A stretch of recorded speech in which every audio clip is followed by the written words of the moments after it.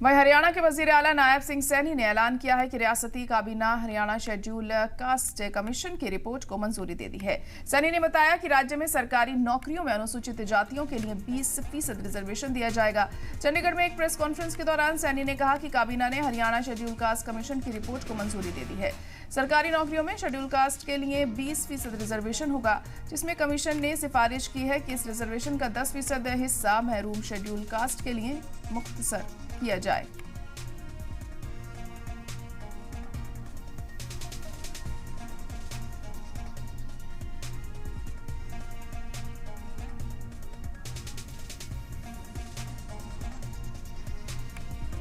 हरियाणा के वजीर आला नायब सैनी ने ऐलान किया है काबीना ने शेड्यूल कास्ट कमीशन की रिपोर्ट को मंजूरी दी है।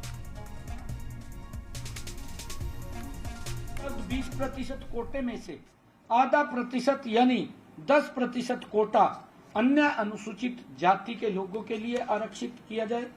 यदि कोई योग्य अभ्यर्थी अन्य अनुसूचित जाति में से नहीं मिलता तो उस स्थिति में वंचित अनुसूचित जातियों से अभ्यर्थियों का चयन किया जाएगा। हाँ जी, आज के कुल 20% कोटा में कोई परिवर्तन नहीं होगा, क्योंकि वो 20% जो कोटा है वो कोटा रहेगा। आज कैबिनेट ने इन सारे आंकड़ों का विश्लेषण का अध्ययन करने के बाद हरियाणा अनुसूचित आयोग की रिपोर्ट को स्वीकार कर लिया।